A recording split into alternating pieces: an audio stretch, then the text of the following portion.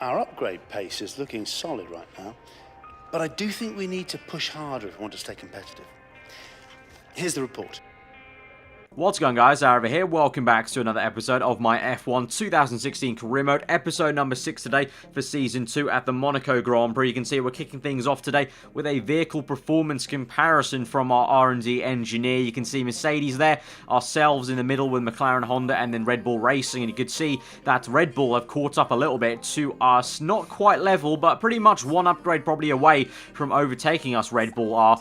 Mercedes have stayed put, so we're actually both jointly catching Mercedes, so at least that's a good sign. But we have to keep our wits about us, as our engineer has told us about Red Bull, because there could be a threat. And I feel like even though Red Bull are technically below us in the chart, I still feel like their car has the ultimate pace over our car. You know, especially at Spain, you know, we got a little bit lucky with the strategy, the safety cars that played into it. If you have missed that episode, by the way, do go check that out, because obviously I'm uploading these less frequently, so it really does make a big difference. If you haven't seen the previous episode, that you do go check that out. It was a really great race, as I just mentioned, 2 safety cars in that race, quite hectic, so do go check that out. But I feel like the Red Bulls still probably had the pace over us there, but obviously the Red Bulls got caught up a little bit in Spain. So we'll have to see how it goes in Monaco. Generally, Monaco is the place where you can get a bit over the AI in most of the games, you know, consistently, because Monaco is very much a driver's circuit. You know, the car can be a little bit poor, and you as a driver can make up for it, and obviously you against the AI, you know, you're always going to be able to make that little bit extra against the AI. You know, you'll be able to go that much closer to the walls and the barriers of Monaco, which just makes it such a special circuit. And, you know, in a few past games, I didn't actually enjoy driving Monaco as much, but the past 3, I would say, I've really enjoyed it. And this season, it was no different. Really felt good in practice, doing the practice programs. You know, smashed all those, 50 out of 50 for all of them, so that was all good. We got a new rival, you can see in the background here, of Lewis Hamilton. So we're really getting in the kind of high marks now. We're getting rivaled with a Mercedes driver. So I think that's a good sign. You know, we're making progress clearly towards the top of the field when we're getting pipped against Mercedes drivers. So anyway, we go into qualifying. We're actually going to run through a little bit more of my lap than I usually show you guys, because it is Monaco. It's quite a special place to kind of see a qualifying lap around. Getting oh so close to that apex there at our casino, that was on the right hander there, and through to the swimming pool section, the new section for Monaco, obviously really nice and flowing. Got a little bit deep there, as you can see. I had to lift off a little bit, go over the curb on the left hander there, and locked up into Raskas. So not the best overall lap time. When I come through the final corner, at the moment Max Verstappen is on provisional pole position. We open DRS, climb up the gears, touch the wall for good measure, and we come across in second place at the moment, which I was not satisfied with. I think we could do a better job there, so we come in for our second flying lap, diving into Raskas there. We locked up horribly, but into the last corner, through open DRS, don't tap the wall this time, get good momentum. You can see we're up on our delta there, and we come across the line. It's going to be pole position there, and that is how it's going to end at Monaco. So we are on pole, P1 for the Monaco Grand Prix. And if you remember to last season, guys, season 1, we had a bit of an issue here at this Grand Prix. We got disqualified, or we would have got disqualified, but I made that extra pit stop that we had to make with that kind of rule change that I didn't realise, and we came down in what was P13. So I've got some redemption to do this time around at Monaco. I've got to make up for it this season and do the job that I should have done in Season 1. You know, Season 1, we were on for, I wouldn't say confidently a win, but we were on for a good podium. I did that very weird strategy of starting on Super Softs and going to Ultra Softs then and taking them to the end, which was very weird, and also wasn't allowed apparently because of the whole way the mandatory tyres work. So I need to make up for it. I need to make up for that. We're on pole position, good start. You know, we got the max amount of points we could in that qualifying session also from resource points, so we're on 900, just over 900, so we're looking good for another upgrade, and I think we might actually have enough to spend right now, just ahead of the Canadian Grand Prix. So I'm thinking this might be a good time to maybe see, I don't know if we can afford an engine upgrade, but maybe a drag reduction upgrade or a chassis weight one, because that could help with Canada, obviously being a high-speed circuit, the long back straight, the DRS zone, and also we've got tracks coming up later on in the calendar, like Silverstone, like Baku. It's going to be important that we get a low drag setup, or maybe a lighter car and chassis weight. So in the end, I chose the low drag kind of fourth upgrade there. So you can see we're on 4 now for the downforce and the drag by the time we come to Canada. So that upgrade will come just before the Canadian Grand Prix starts at the beginning of the next episode. episode, you'll see that being installed. And that could just take us, apparently, to level with Mercedes, according to the little orange addition to our chart on the right-hand side there. So that's going to be quite exciting to actually be matching them on the chart for the first time. But anyway, we're on pole position for the Monaco Grand Prix, the best seat in the house. Let's go to the grid for the race.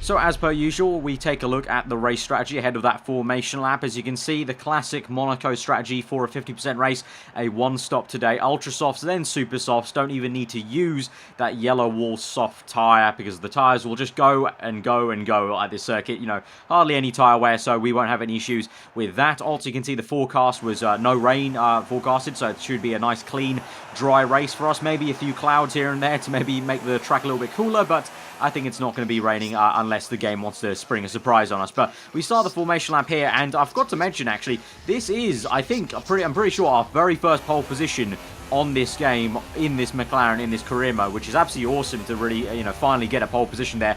Usually qualifying is not my strong suit. I'm much better in the race, you know, just getting my head down. In the qualifying session, not really usually been one to get a lot of pole positions, but our first pole of our career, and the first time I laid a formation lap, so a very weird feeling to sit here on the grid for quite a bit of time here in the #1 slot, but nonetheless, we're in the best seat in the house for the Monaco Grand Prix, because we go to 5 red lights here today for the Monaco Grand Prix, the 6th round of the calendar. We're underway, dumping the clutch, good start there, we kept it in first place, down to turn 1, short run to turn 1, hit the apex, go across the curb, and we're still in first place. Max Verstappen chases us down. You can see there's actually quite a sizable gap to third place there of one of the Ferrari cars, but as far as we're concerned, we've done the job on lap 1, kept it in first place into turn 1, didn't lose track position, which is pretty much one of the most crucial things around here at Monaco, especially with just a one stop.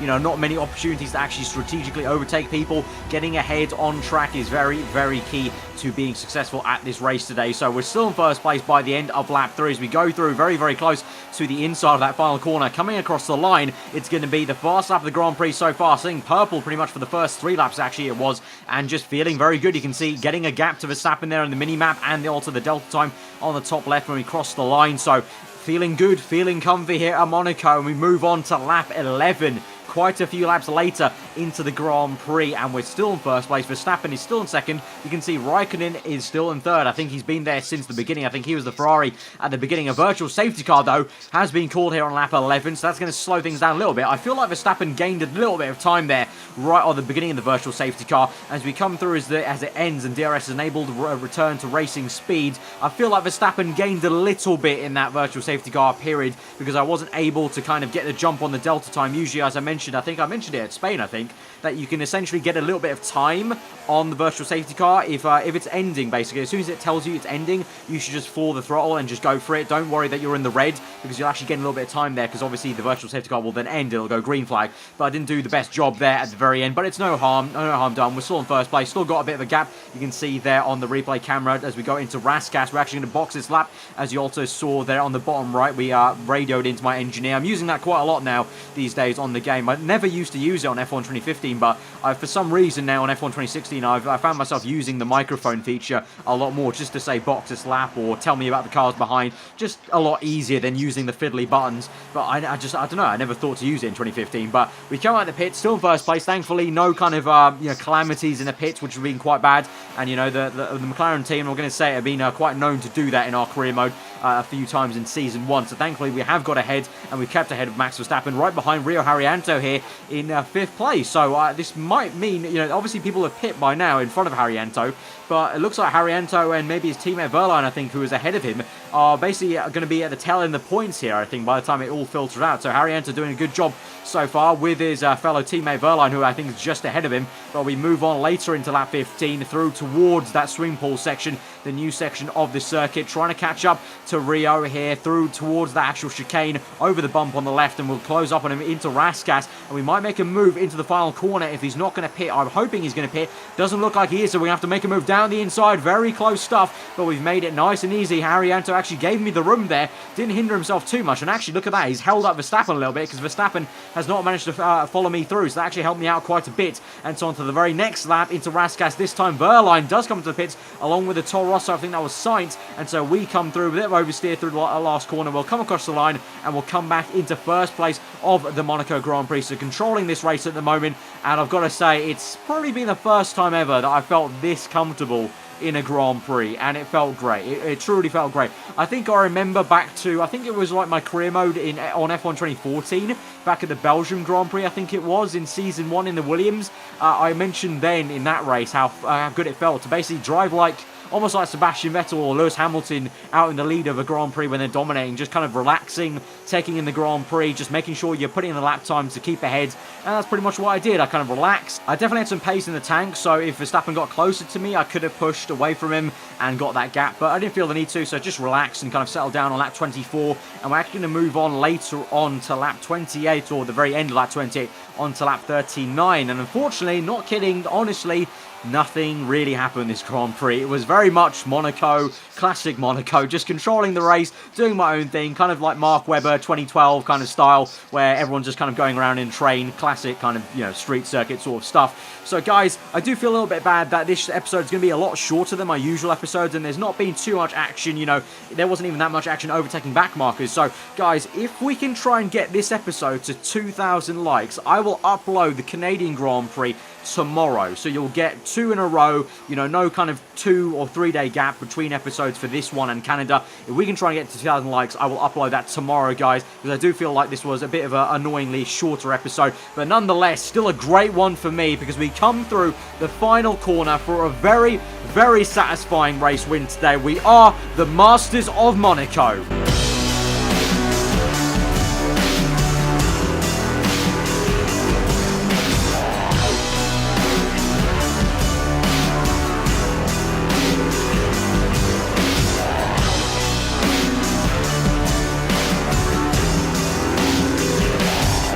So there you have it, guys, the win at the Monaco Grand Prix, redemption from Season 1. If you have enjoyed that episode, smash that like button, let me know what you thought in the comments below. Remember, as I just said before, if we can try and get to 2,000 likes on this episode, it's a big ask, but if you guys can do it, I will upload the Canadian Grand Prix tomorrow on Saturday, sometime in the evening, I think. But after that race, really good haul of points. We are up into second place in the championship, now ahead of Lewis Hamilton. So splitting the Mercedes for the first time, I think that's a pretty big deal. I think that's a sign of this may be the starting point of a great time this season. Hopefully this spurs us on, motivates the team, motivates us, and I can get my head down and we can try and reproduce these sort of results maybe later on in this season. That also moves us up into second in the Constructors as well, as Jensen, I believe that was 6th place for him, so pretty solid result for him there, and so we get a good haul of points over on Red Bull Racing. So right now at the moment, the order in the Constructors is pretty much the order it is in the vehicle comparison chart, at least for the top 4 teams, or top 5 teams at least,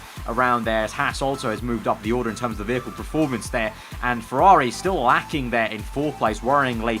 Very stark contrast maybe to what I thought they would have been, and what I've seen a lot of you guys tweeting me. You know, Ferrari very poor in this career mode team for me, but we get one over Lewis Hamilton, so I'm happy about that. The team are all happy, and we're looking all grand. We've got our second win of this season already by round 6. We're looking very good, and we've got this low drag upgrade coming, so I'm looking forward to the Canadian Grand Prix. You guys know it's one of my favourite circuits, if not my favourite all-time circuit, for many reasons, but also to drive. I really do love it, so I'm looking forward to it. Hopefully we're going to have a good one with those upgrades, and remember, I will try and upload it tomorrow if you guys can try and smash 2,000 likes. Once again, guys, thank you so much for the support on this career mode. Obviously, as I'm gonna probably keep on saying this every time, but obviously I'm uploading less of this career mode, and it's still great to see that interest is not going away just because there's less episodes of it. It's great to see, and it does help the channel out hugely, because it's very annoying for me not being able to upload as much as I want. But you know, obviously university comes first, but I will try my best every single week to try and bring you, I'm hoping, at least 2 episodes a week. Obviously this week it will be 3 if we do upload the Canadian Grand Prix tomorrow. Nonetheless, guys, thank you very much for watching. Hope you enjoy the rest of your day. I've been Aarava. If you're new around here and subscribe for weekly Formula 1 content, I'll see you guys next time. Goodbye.